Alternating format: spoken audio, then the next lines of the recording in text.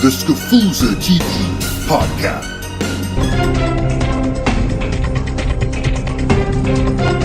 Hello, I'm Don Daler, and this is 2020 in Touch.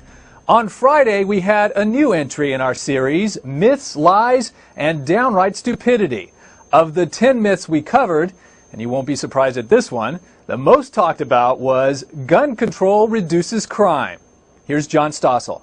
It's about the weapons, the guns. Where did the killer get them? They're shocked at how easy it is to purchase a gun. It is simply too easy to obtain a firearm. The belief that gun control prevents gun crime is why many were upset this spring when a bombshell court ruling could put handguns back in D.C. homes.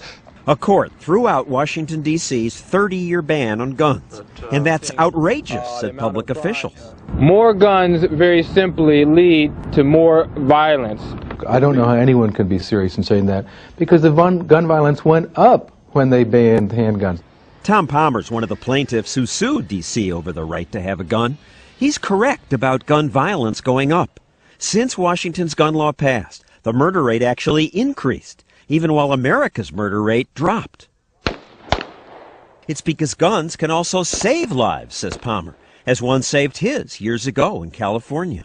We were walking down the street, and this group of young men took really strong exception to that. They stood up, 19 or 20 young guys, followed us, and they told us, we're going to kill you, they'll never find the bodies.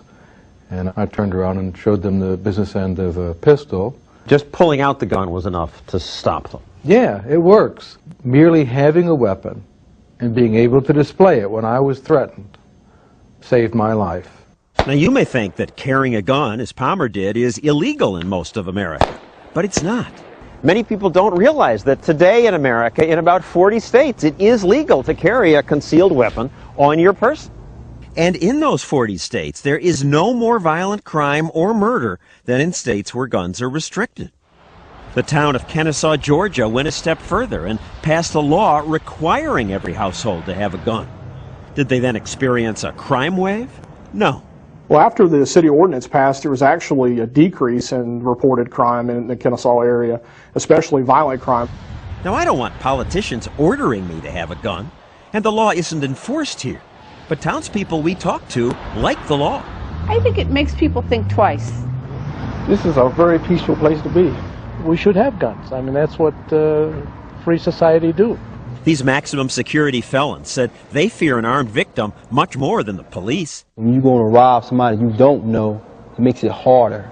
And they said gun laws don't matter to them. They don't obey them. I'm not worried about the government saying that I can't carry a gun. I'm going to carry a gun anyway. It's impossible to know exactly how often guns stop criminals, because who reports a crime that doesn't happen? But people use guns in self-defense every day. Often just showing a gun is enough to prevent the crime. When robbers broke into Joyce and Raymond Pappin's home and attacked Raymond, he yelled, "Get the gun, get the gun." Joyce did, and when the robbers saw it, they ran away. Boy, when he saw the gun, he just started running, and they weren't just walking fast, they were running. They had boots on, you could hear them boots a-clopping. Joyce says having a gun changes the balance of power. And here's a controversial idea. Some Virginia Tech students say they wish students had been allowed to carry guns, because one of them might have stopped the killer before he shot so many people. And that's what happened 5 years ago at the Appalachian School of Law. Hearing shots, 2 students went to their cars, got their guns, and helped restrain this shooter until police arrested him. One of the things that the gun does is it equalizes unequals. My mom told me when I was a young boy, because she was armed, she was never afraid. So, gun control isn't necessarily crime control. In fact, the National Academy of Sciences reviewed hundreds of studies and could not document a single gun regulation that reduced violent crime or murder. If someone gets into your house, which would you rather have, a handgun or a telephone? You can call the police if you want, and they'll get there, and they'll take a picture of your dead body. But they can't get there in time to save your life. The first line of defense is you.